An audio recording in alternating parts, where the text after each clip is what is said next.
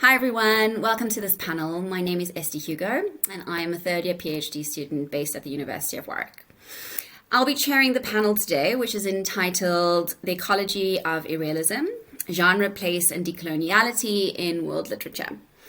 This panel is interested in exploring different registrations of critical irrealism, which following from literary scholars such as Michael Lowy, Benita Parry and the Warwick Research Collective, we understand as a literary form that encodes the uneven relations of capitalist modernity, particularly as this aesthetic appears across the peripheries of the capitalist world system. To this end, my paper, which is in front of you now, will look at Gothic forms from West Africa. Amul Gawali's paper will explore utopian writing from the Himalayas, and Dr. Julia Champion's paper will look at the oceanic weird in the Caribbean context. Okay, so to begin. My paper here forms part of my third and final chapter of my PhD, which considers irrealist forms of world literature through the prism of global Gothic and commodity frontiers. So in this paper, I'm not only drawing on Fanon, but also what Francois Vigère has recently termed capitalism as a system not only of the production of commodities, but also a system of the production of waste. So just to give you a little bit of background, the title is taken from Frantz Fanon, who writes in The Wretched of the Earth, "Let us return to that atmosphere of violence, that violence which is just below the skin." So I want to take this idea and explore it with regards to Gothic. So to this end, I'm drawing here on Chris Baldrick, who writes that Gothic tales attain their Gothic effect through a combination of a fearful sense of inheritance in a time with a claustrophobic sense of enclosure in space, which together produce an impression of sickening descent into disintegration. Chris Baldrick's description of the sickening disintegration experience through the enclosure of space reads starkly in light of recent global events. As I write, the world is in a protracted lockdown period resulting from a new airborne virus named COVID-19. To curb spread, countries across the world have implemented various stay-at-home measures, framing confinement and isolation as necessary precautions against contamination. How do we read Gothic under these new conditions, when the meaning of terror becomes reconfigured, no longer located in the enclosure of space, but in the very air we breathe? Such events force us to reconsider how the Gothic form, reconfigured, might give expression to a world suffocated and suffocating, radically reframed, in other words, by the terrors of an atmosphere. The pandemic has unfolded across various fault lines, particularly in terms of racial inequality. Evidence shows that COVID-19 has more severely affected people of color across the world. In the United States, the phrase, "I can't breathe," which memorializes the dying words of Eric Gardner, Byron Williams, and George Floyd, has become an anthem of dissent against the American state's deadly toll on Black lives, and a slogan that captures the racial inequalities structuring the current uneven experience of the pandemic. In Africa, the proliferation of COVID-19 has similarly exposed how global crisis is shouldered disproportionately by Black bodies, which have long borne the effects of atmospheric toxicity in particularly violent ways. Like the Black men who recently died at the hands of American police brutality, African civilians regularly describe air quality in urban Africa through fears of asphyxiation. In Johannesburg, the center of South Africa's gold mining sector, the air quality is so poor it has been dubbed air apocalypse. In Niger, also known as the uranium capital of Africa, locals employ a similarly Gothic lexicon to describe the contamination of land, water, and air by radioactive dust. "Have you seen the soil in this country?" asks a local mining worker. "It is dry and lifeless. There is something evil in the dust." Pavarita Vasudevan argues for the espousal of the term racial ecologies to describe these uneven geographic zones, in which corporeal vulnerability is experienced through the slow violence of poisoned air, water, and land, which recomposes Black bodies through intimate relations with non-human species and inorganic matter. Like the violences of the colonial slave system, The materiality of toxic exposure in contemporary Black communities substantiates arguments made by Saidiya Hartman about the continuities between the factory and the field in the post-slavery era. Borrowing Hartman's insights into how slavery lives on through racial capitalism, Vasudevan shows how the afterlives of slavery become embedded in racial ecologies that intertwine race, waste, and extra-human natures in new and disturbing ways, as the ghostly agents of racial toxicity supplement slavery's ball and chain. Racial ecologies give expression then to the lived experience of consumptive capitalism's intimate bodily invasions, elucidating imperialism's social ecological violence as suffocation. As a material manifestation of the socio-natures of ongoing forms of coloniality across urban Africa, suffocation gives expression to Fanon's critique of colonialism as Manichaean spatial demarcation. As Fanon argues, the zone where the natives live is not complementary to the zone inhabited by the settlers.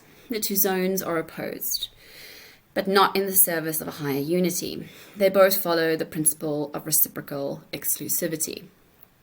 Fanon's description here of the settler town and the native town are reanimated through environmental crisis, where the global centers responsible for climate crisis are more secured against its violences, while African cities are left vulnerable in ways that replicate the processes of underdevelopment and racial capitalism that's shaped African urbanization.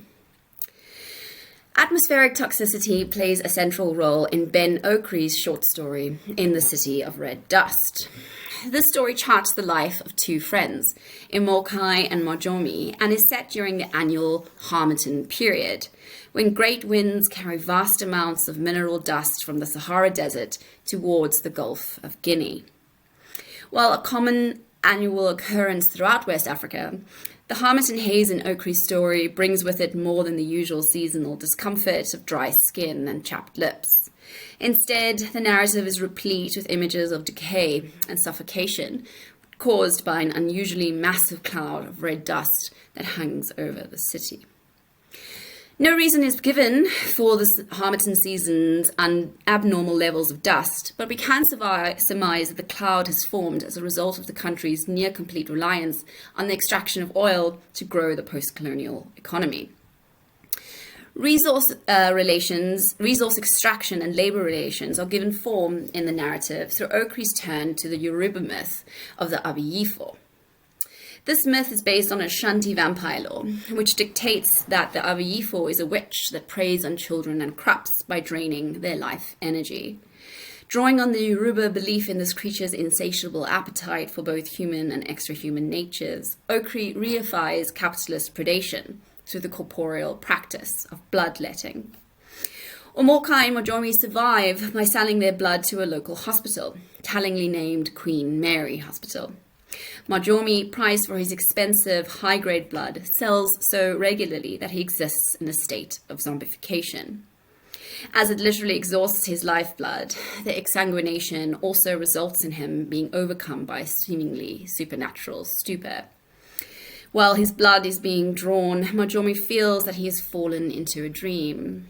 His eyes become liverish with a tortured light as a strange, demented energy takes over his movements.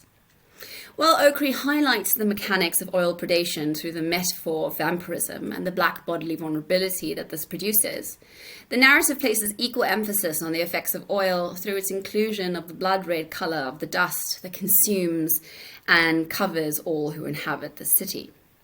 As critics have noted, some of the most devastating effects of oil concern its waste products and pollutants.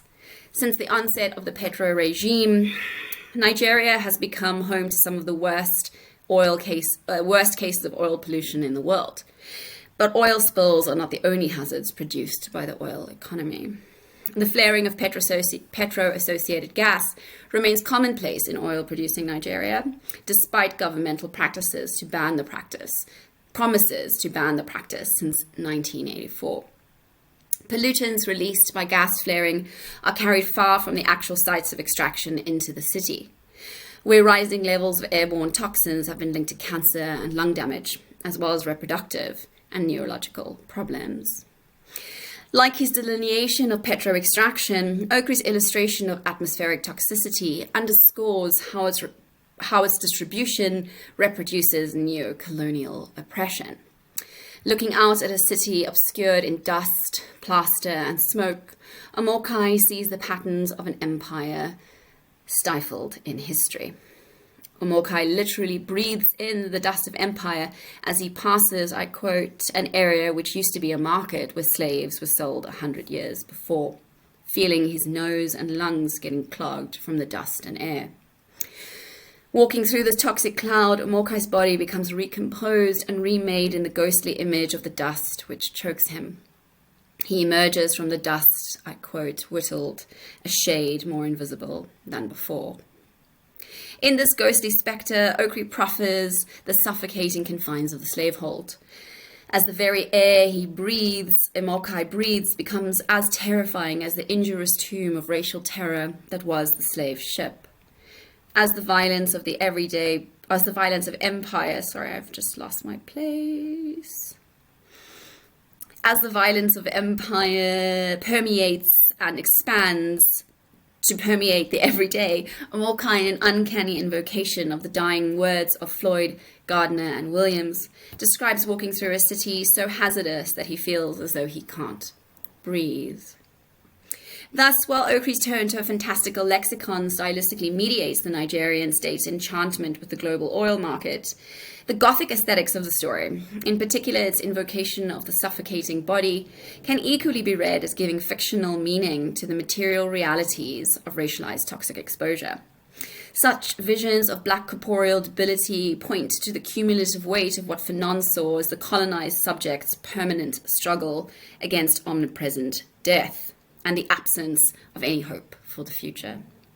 In this sense, Okri's delineation of atmospheric toxicity gives new meaning to Fanon's descriptions of the wretched of the earth, those racialized subjects who are forced to live in a narrow world strewn with prohibitions, where conditions of being hemmed in and smothered give way to the act of living as a form of combat breathing. The continual repetition of breath required for life becomes a site of struggle, making breathing itself part of the fight to maintain life in a suffocating and suffocated world. Alongside Okri's narrative, more recent West African artistic forms have begun to emerge that similarly look to portray how black bodies disproportionately bear the burden of industrial waste through Gothic modes of representation. Enter here the photographic portraits of Fabrice Monteiro, which extend Okri's focus on bodily asphyxiation through the creation of what he describes as visions of a world strangled by waste. Many of Monteiro's most famous portraits were shot in Senegal's largest waste dump. Of the images that comprise Monteiro's 2015 collection, one is particularly striking for its comparative framing of slave histories and present-day black corporeal negotiations with the wastes of the global oil economy. In contrast to Okri's tale, this portrait takes us offshore, to the oceanic site of extractive capitalism. Here, Monteiro depicts a monstrous goddess emerging from the Atlantic shores of Dakar's Han Bay. Monteiro's figure resembles the Pan-African deity that goes by the various names of Mami Wata, Water Mama, and Mama Dlo. While many have read Mami Wata as emblematic of the cultural mixing that emerged from the colonial encounter, Michael Niblett has argued that versions of the deity from the Atlantic world, which emphasize her death-dealing and violent qualities, should rather be interpreted with reference to the brutal violence and structural inequalities imposed on the Caribbean by capitalist imperialism. Like Niblett's analysis of this water spirit's Caribbean manifestation, Monteiro's West African Mami Wata encodes the ongoing eco-social imperialism of extractivist systems in post-colonial Senegal. His Mami Wata takes the familiar form of a mermaid, but Monteiro renders her in decidedly more Gothic terms than those in which she normally appears. In place of her vibrant scales, Monteiro's goddess is clothed in black fabric and white feathers that appear slick with crude oil. The reason for her emergence from the water is ambiguous, but the deathly mask of her face suggests that she has been forced out of her oceanic home as a result of the oil pollutants that cloud the black water at her feet. As such, the black residue that cloaks Monteiro's figure gives life to the devastating after effects that attend the claiming of raw materials.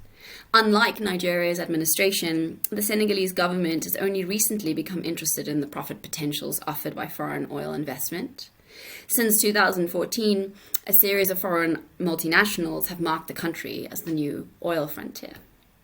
Yet, in Monteiro's photographic imagination, oil investment is framed not through celebration, but through Gothic images of ruination and decay. The arrival of offshore oil extraction is given expression via a large ship in the background that lies perilously on its side, the source, it seems clear, of the ocean water's deathly colour. Monteiro's Mami Wata warns then of an imminent apocalypse wrought by oil. In her one hand, she carries the remains of a white dove splattered with black resin. This is a reference to the archetypal white dove released by Noah in the biblical tale of Noah's Ark. Unlike the bird in that scenario, Monteiro's dove brings not the safe harbour of good fortune and a hopeful future. Rather, it symbolizes the ruinous trajectories of resource extraction. Such signs make visible how Senegal's ocean is being remade once more into a site of death for Black African bodies and communities, recalling from its polluted depths the submarine history of New World slavery and the thousands, perhaps millions, of African captives thrown overboard during the Middle Passage. Invoking these histories through a Gothic dynamic of the returning of the repressed, Monteiro shows how the conditions of this racist history become lived in an ocean made unheimlich in the terms elucidated by Freud's seminal essay. Such conditions have led to the simultaneous unhoming of black bodies and marine life in asphyxiating waters that recall Fanon's meditation on the violence of the colonial state, which amplifies its wounding effects across the black body by reducing the colonial subject to a state of combat breathing. Yet both Okri's narrative and Monteiro's photographs retain a sense of hopefulness. Indeed, while Monteiro's turn to Gothic evokes the terrorizing environments of racial ecologies, he simultaneously pays homage to the strategies of survival that are opened by the violent socio-ecological realities of contemporary African life. Like Monteiro, Okri's narrative highlights the devastating effects of atmospheric toxicity, but places equal emphasis on the forms of endurance that emerge under these lived conditions. Salient here is that Okri's tale concludes with a poignant reflection on the relations of care that structure the friendship between Mojomi and Omokai. As the story draws to a close, Omokai searches the polluted Red City for Mojomi, eventually finding him asleep in his makeshift dwelling. Here, then, the act of caring becomes framed in terms that emphasize the resilience that remains even in the absence of obvious agency. When Mojomi awakes, Okri concludes his narrative with a final scene in which the friends smoke dope stolen from the governor's secret farms. The story ends then with this final act of defiance, in which the act of breathing, the narrative's key source of traumatic wounding and pain, is reconfigured into a practice of insurgence that takes the form of social bonding and pleasure. By recentering the historical conditions of atmospheric toxicity, and by constructing alternative forms of humanness that respond to the realities of racial ecologies, both Okri and Monteiro thus model for us Gothic visions that emphasize a lived experience of modernity's violence. Situating this experience as historically and systemically produced within an uneven global geography, the Gothic aesthetics in Okri's story and Monteiro's photographs construct new forms of humanity that work against concepts of colonial capitalist systems, and in so doing breathe life into a decolonial practice for understanding global environmental crisis that might usefully disorientate us from our inherited habits of interpreting and acting in the world. Thank you so much. Looking forward to any questions you might have.